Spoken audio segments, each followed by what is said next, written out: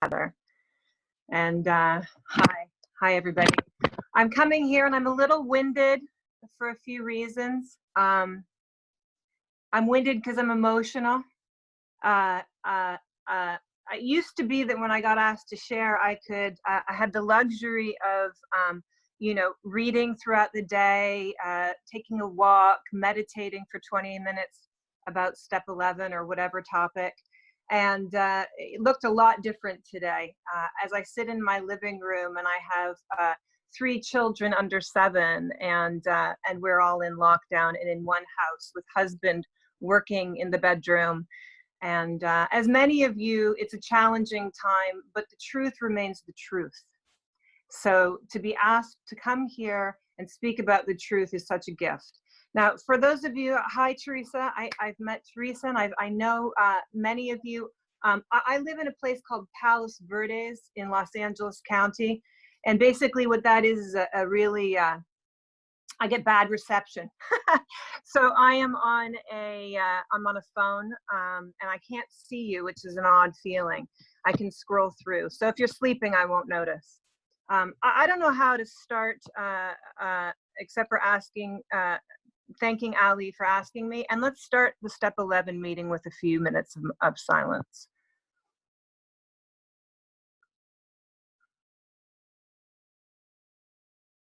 I live in California, but my home for many, many years was Toronto.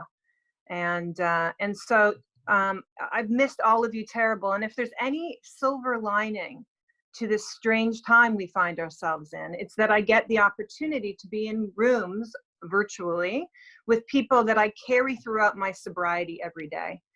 And that's a very privileged stance in Alcoholics Anonymous. Every time I practice Step 11, many times my heart swells for the newcomer or even the person with time who is lonely and isolated.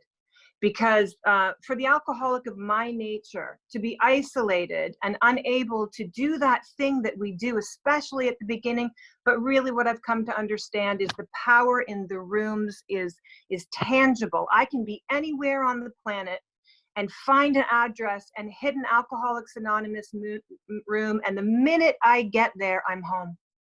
And my soul knew that pretty much from the get-go. And so if you're new or if you're lonely with time, I practice and I pray every day. What I do know after leaving Toronto, I guess going on 4 years now, and leaving the group that, every group that I had ever known, every old-timer, newcomer, coffee shop, every place I did this work in this book, look at my book. When I left there, I left a part of my soul back there. And I'm at home in California, but Toronto, in terms of sobriety, I carry Ali with me every day in my sobriety. I carry Afsi every day. I carry many brothers who are in sobriety back in Toronto, and I carry my brothers and sisters in the room. So, so this thing is transmittable on Zoom, and it's transmittable on the phone. And I've had some powerful, powerful 5th steps and 12-step calls during this time of lockdown, and it works. It says that in Step 11. It works. It really does. So let's just read the topic. I have to mention, too, Mildred F. is somewhere on there. I can't see Mildred, but I wouldn't be able to have the current consciousness I have about Step 11 if I hadn't, by the grace of God, on Founders Day in Akron, had the courage and the foresight to get Mildred F's number. And I'll get back to that a little bit later, but Mildred is family. And every day, the way I practice and understand myself, Alcoholics Anonymous, the 12 steps, particularly Step 11, is due in large part for the teaching and the time that she gave me, and I will always be grateful for that. So hi, Mildred. I call you Millie behind your back because you don't know Lil Wayne, but it's a reference to $1 Million, and you're the jackpot for me. So here we go. We Alcoholics Anonymous, We Alcoholics, this is from 88 in Step 11. This is like the last paragraph. And the topic I chose after doing a little meditation on it was, we alcoholics are undisciplined, so we let God discipline us in the simple way we have just outlined. And we'll get to that outline in a minute. And the reason why I chose that was in part, I came to Alcoholics Anonymous on a gurney. I came here on a stretcher after a 24-hour pass from my second treatment center. I'll be 50 this year. I was 23 at the time. And I don't do the math because that's not my sobriety. I'll be 17 in a couple weeks. But I came here literally on a gurney after drinking charcoal in a diaper with femur paddles, where a doctor said there's no medical reason for you to be alive. You have stage 1 of cirrhosis of the liver, and however you've been living, something has kept you alive. You shouldn't have come to.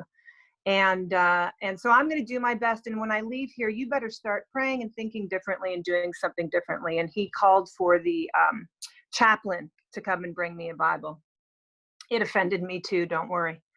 But when he left the room, there was a woman in her 70s dying of cirrhosis of the liver.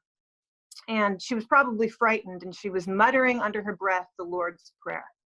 Now, you got to understand, at the time I had a shaved head and a real attitude.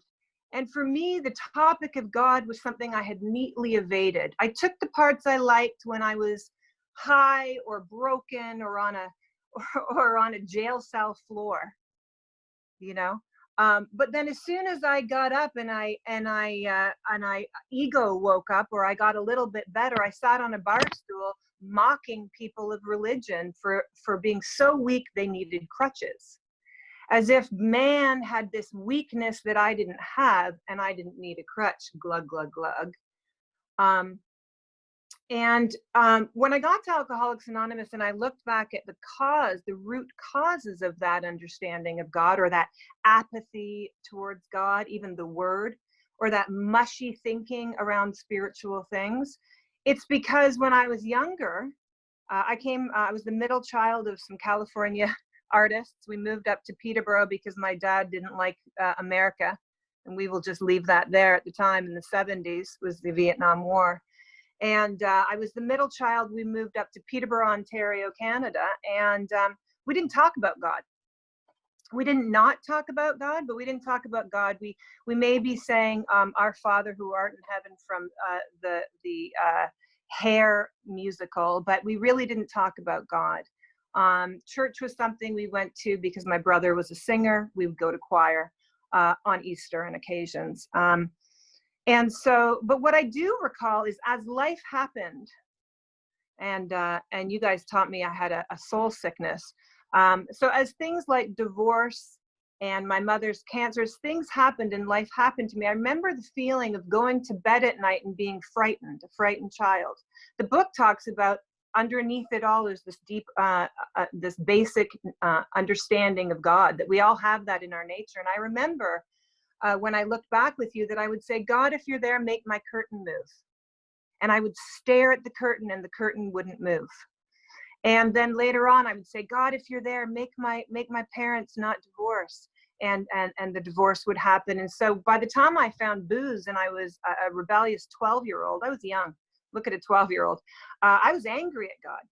It wasn't that I thought I didn't believe in God. I was just angry. And I thought that if there was a God, he certainly wasn't listening. And that was when the undisciplined Heather was born.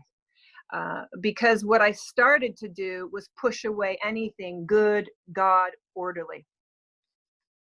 So I got here and I had the physical dependence and I could not stop. And I was at a place in life, I was at the jumping on point. And there were times in my sobriety when I cried out to God and I said, the alcoholic prayer, if you get me out of this, I'll never do it again. And I remember being 24 years old. What led me to treatment that first time is I was in Miami. I was a daily drinker. And for me, I'm an alcoholic of the hopeless variety that will take anything and do anything if it's going to get me out of me. My will is not working. I pray every morning to make it all stop, make the madness go away. But I don't see that alcohol and drugs are impairing any of that. So I, in a blackout, I beat up a cop, and in Florida, that's a felony, and I wake up on a jail cell floor with people called Uzi, who just, used an Uzi. And I am scared, and I'm sobering up, and I start saying the Lord's Prayer out loud. And I say the alcoholic prayer that if you get me out of this, I'll never do it again. And I go before a judge 3 days later, and the first thing I do when I get out on the Monday, he says, you better get sober. You've got a problem with alcohol. Here's this, and this. And the first thing I do was go gather everything I need to anesthetize how I'm living, how I'm thinking, and how I'm behaving. And I'm off to the races again. So flash forward to this overdose, and it's basically the same thing. I had been in my second treatment center, and I was paying a lot of money to go to treatment. If this isn't step one in powerlessness, paying a lot of money to go to treatment and get well, there were two parts of me. There was the essence, Mildred taught me, the life force, this ember deep, deep, deep underneath all the madness that was still there. And yet there was this other part of me that thought the alcoholic life was the only normal one. And so I am in treatment, and I'm paying a lot of money to get well because the ember knows there must be a better way. And I'm conning the eating disorder girls out of their drugs, and I'm drinking Listerine in the bathroom. I'm buying Listerine, and I'm keeping it with the eating disorder girls, and I'm sneaking down and I'm drinking Listerine and paying to get well. And they decide that I should have this pass, and that's where I overdose on everything I can get my hands on. So this woman next to me in the ICU is dying, and I start saying the Lord's Prayer just like I did on the jail cell floor. And so that's my confusion with God. When the chips are down and I'm at that breaking off point, I'm reaching out and saying this prayer for help. But the worldly clamors, mostly within me, slam that door shut the minute I come to, because I need booze in any form. So when I get here on a gurney, after I left that treatment center, I went back to a 3-week program at Homewood, turned into about 6 months of long-term treatment. And the concept of God, you know, I hear people, Bob D talks about this in his talk on Step 11. He talks about, you know, Step 11 is one of these ones that it was kind of like, yeah, you know, I was so beaten. I'd say the Serenity Prayer over and over. I didn't fight that, but I wouldn't hold your hand in a meeting and say the Lord's Prayer, because that was my business, not yours. So I was still confused when I got here, but I had been beaten and had such a powerful experience in that hospital bed. I couldn't deny that something existed. And the spiritual experience you just read was, I had the sudden variety. After that doctor left and I said that prayer, I had the most powerful presence of God that I've had in my entire life. And no one from that day until now has been about cultivating what I felt in that room.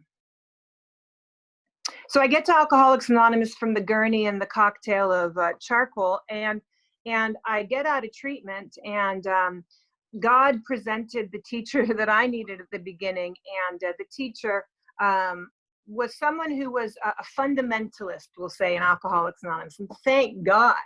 And we sat in coffee shops, and we sat in parks, and we got a big book, and we read this book line by line by line.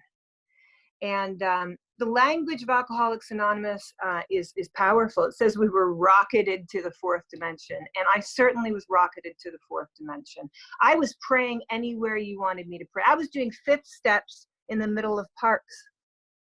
I found a Pentecostal church and got baptized, right? And the reason why I chose, that gives you a little bit of background to why I chose this. And my journey with Step 11 over the last, 20 years in Alcoholics Anonymous has been an understanding of alcoholism and how that plays in my life. Because when I get to the concept of Step 11, I think, yeah, oh my God, I love yoga. I want to meditate. I want to study. I want to study the Course of Miracles, and very, very subtly, more of our literature talks about there is ego involved with spirituality. And Bob D talks about this. He talks about very subtly, I'm slightly elevated in Alcoholics Anonymous because I meditate for 20 minutes and God has revealed the world to me. And I don't see it at the time because I'm high in the spirit. I'm in love with Alcoholics Anonymous. And I'm running out to every single drunk I can find. And I'm going through this big book, right? And, you know, and for a while there, I'm reading page 8086. So here's what so we let God discipline us in the simple way we have outlined. Okay, so what does it say? We get to step 11, it's in italics, I know it's step 11. Then on 86, it says, it says, it would be easy to be vague about this matter of prayer and meditation, right? And it starts off with, we're going to give you some suggestions. They're just suggestions. And then it says on 86, when we retire at night, it starts with the nighttime sort of ritual. When we retire at night, we constructively review our day. Were we resentful, selfish, dishonest, afraid? Do we owe an apology? Have we kept something to ourselves which I should have discussed with another person right at once? Maybe my sponsor, I should have called my sponsor. Were we kind and loving toward all? Could we have done better? Were we thinking of ourselves most of the time? And it goes on. And when I read that simple outline, that sounds more like step 10.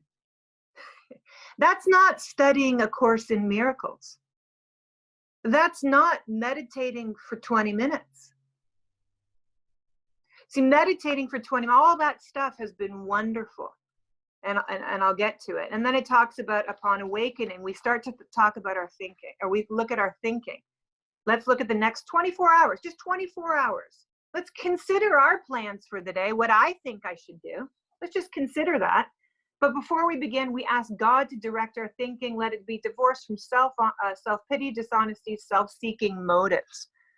You see, I can look back at my walk with the steps and what I have learned getting up to this point is some harsh truths about how I treat people as a result of my alcoholism, my defects of character. So when I go through these steps and I'm humbled by booze and I get a good sponsor who takes me through this, and then I get honest in steps 4 and 5, you know, I walk into step 11 understanding that it's the way I think and the way I treat people that needs to change, right? The first 10 steps don't say, you better start to be a guru in Alcoholics Anonymous. You better start to get really good at speaking so that you can transmit what you found. No. It talks about building a daily reprieve where we get honest about how we're doing with what we've learned through the steps, right?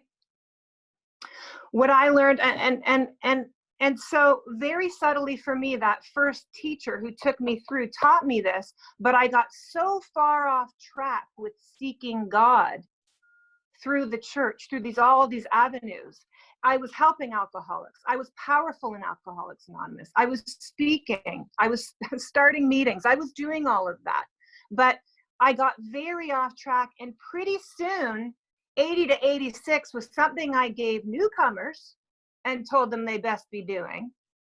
But you know, I'm year 2, I'm year 3, I'm year 4, and I'm getting baptized and I'm speaking in tongues. So what happened for me is I had to drink again. When I came back, my next teacher, again, I went through the book again, and the same thing sort of happened, right? I wallowed, our literature talks about wallowing in emotionalism and mistaking it for spirituality. And what Bob D says is all that stuff is great. And I'm going to get to Mildred, because what happened for me was I wasn't connecting that there was that divide. I would get off of that 20-minute meditation and go about my day, and I was in a dysfunctional relationship. We broke up every 2 weeks. I couldn't really go back to page 52. I was prey to misery and depression slightly. And I was a mess emotionally in my relationships because jealousy and anger. I was quick to temper, ask any of my relatives. I was not great with money. I didn't pay my taxes well. I declared bankruptcy at the time. But I couldn't connect because I was meditating and praying and helping a bunch of drunks. See, Alcoholics Anonymous can be a self-fulfilling prophecy for ego. And when I got to Mildred at year, I don't know what it was, year 5 I was divided.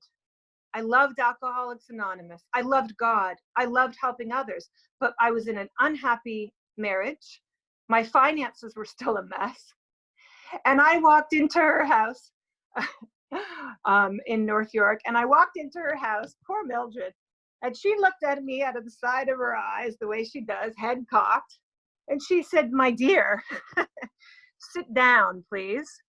And she had 2 chairs, kind of like this. "Mildred, I've set up 2 white chairs. It's kind of like your house." She said, "My dear, I don't know about," and she said, "Tell me about your life." And I went,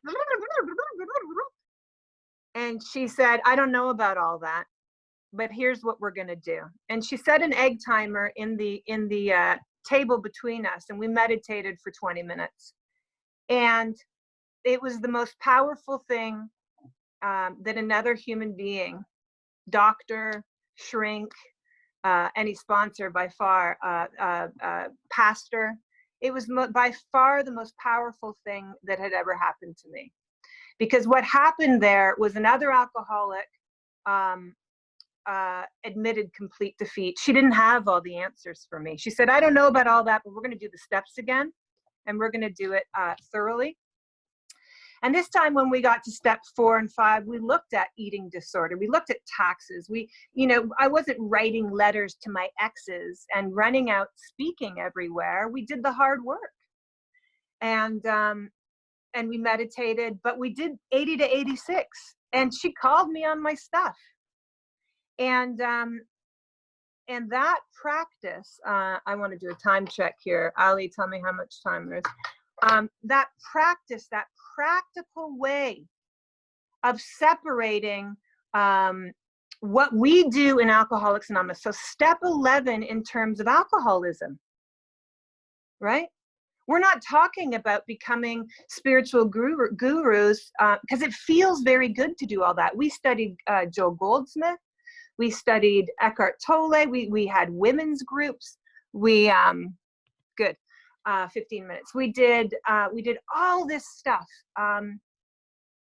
that was wonderful, but it was in addition to and outside of the humble taking accountability for continuing what we learn in my inventory process in 4 and 5 to 6 and 7. Once I've made my 10th step list and I know who I owe amends, it's how did I do, God?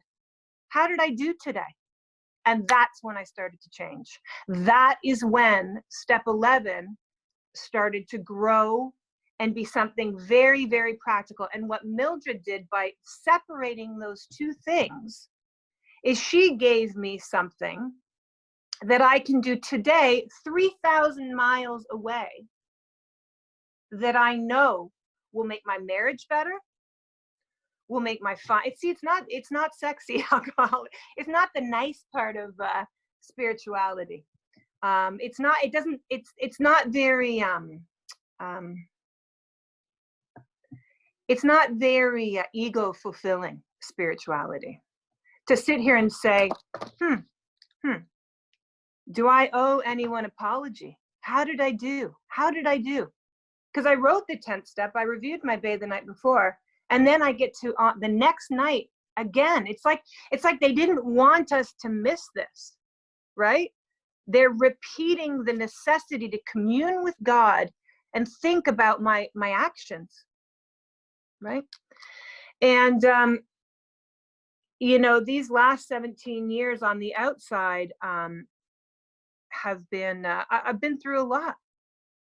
you know, talks about it works, it really does. The thing I want to say that I've experienced in the 12 and 12 on page, it reiterates this thing about relying on spirituality, step 11, in terms of alcoholism in a very practical way. It talks about you know, not being able, the two kind of pitfalls that ego alcoholic. See, I've got this ego, Chuck Chamberlain always talks about this ego, but I F everything up. I F up my relationships. I F up my finances because I'm a frightened, you know, alcoholic. So it talks about the pitfalls that we can fall into in step 11. Right after it describes the St. Francis prayer, it goes down to the hazards, and it kind of breaks it into two things. Why can't we take something to God? So a problem we're having, why can't I take that directly to God? This is page 103 in the 12 and 12.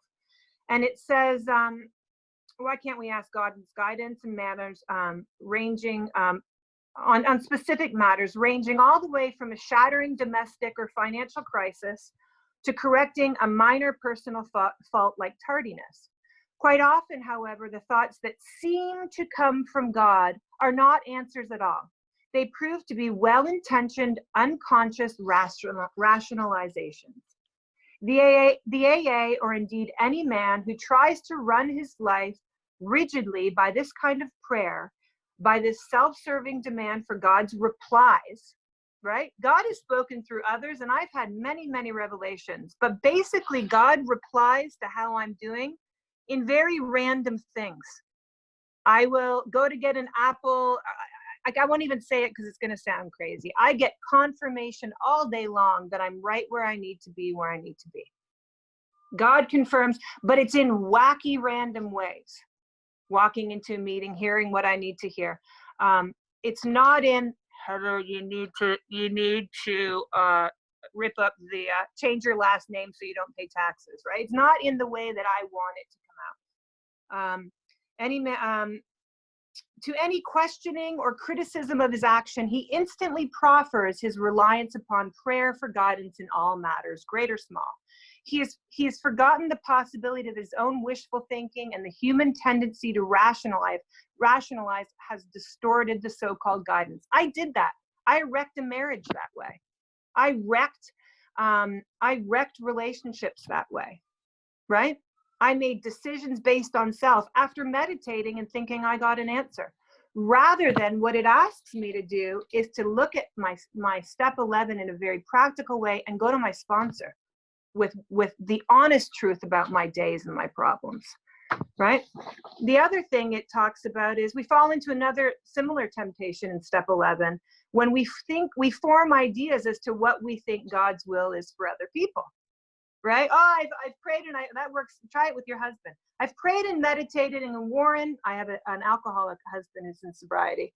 We have an AA home and AA babies, and it wouldn't go over so hot if I came out of meditation with direction for him.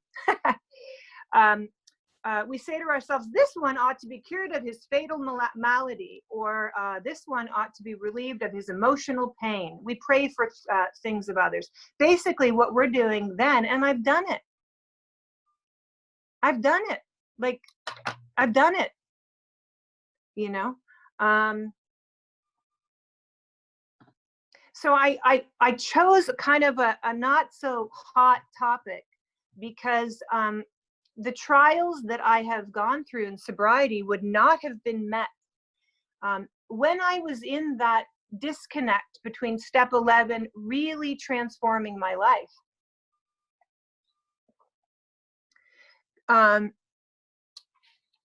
what I would do is I would mistake the good things that happen for the work I did. Mildred talks a lot about it. I'm not getting these, if I get something good in my career and my relationship, it's not because I've said the right prayer. It's generally that I've worked a very simple, tight program and continued to look at my, you know, to continue to own when my fear, jealousy, selfishness has shown up in my relationships, in my finances, at my work, you know. When they talk about the promises, it actually, before it talks about finances, it's fear of people and of economic insecurity leave us, right? And so what I found with this practical approach to step 11 first, and then seeking all the yummy stuff that I seek, because it feels great and does clear the channel. But if I do it this practical way, what's happened is I'll be married 12 years in a week. I've been married a decade. The problems we had day one don't exist. We may have new ones. We don't fight really anymore. That's, I know, Mildred, you might not believe. We have 3 children and I can show up for them. My big things that made me quick to anger and cut people off in my life, I have a choice in that. Or did they disappear completely? No, but I have a choice in how I act. You know, had I not had this sponsorship that made it a practical and humbling proposition, the 11th step, had it not been humble and practical, I would have been screwed when I got on an airplane at whatever years sober, 12 years sober, and come to California 3,000 miles away. I would have been very lonely. And what I found is that, as it says, is it works, it really does. I have a daily discipline that I practice, and I have a way of understanding where my wrongs are and who to go to make it right. This 12 of the last 17 years, we've had these 3 babies, and we've moved. I've had losses in sobriety that I've had to grieve, big ones. And the last year, on top of global pandemic, I have had some pretty heavy duty health diagnoses that I've been okay with, you know. 8 weeks ago, I had an operation that disfigured me to save my life in a pandemic. And I don't need to get into those specifics, really. But I say those things because I want you to see what 12 steps, good sponsorship, and a practical program of change that I can access a higher power has done for me.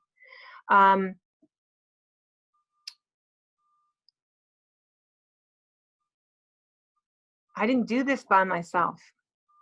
I've had many very, very large spiritual experiences in Alcoholics Anonymous over the last 20 years. But that does not replace and give me what I need. What I'm seeking is the transformation that is talked about in groups like this, with people like this, and Mildred, and many, Teresa, Ali. I walk amongst giants, and I'm very, very grateful for that. I think that what God wants for me is to be rid of those chains that bound me, and yeah, I have 24 hours to do that. You know, I have 24 hours to do that, and I have a pathway out. You know, I can call Mildred, and it could be months. I'm much better at sponsorship than I am at sponsorship. And I like to think it's not ego, but honestly, I work this 24 hours in this way, and I'm for the most part, I'm free. But I can call her standing out, the ocean is right here, and I can stand out and walk away from the children and walk away from my husband. And in about 3 minutes of hearing her voice, she will say to me, I phoned her last time and we spoke, tears streaming down. And I don't go there with really anyone. And I said, I'm lonely and I'm scared. And she just said, you know what? It's not about all that. And she could, in 2 sentences, just like Afsi and I have, in 2 sentences, she could clear away the noise, the human noise, and get that ember that maybe was uncovered with the calamity of my life. And she could spark it, and it could grow. And that's step 11 in my current consciousness with my current understanding and my current circumstances. So I'm grateful to be here.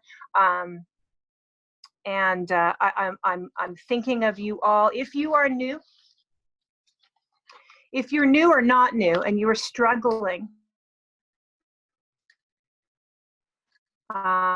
if you're a woman, I'm happy isolated.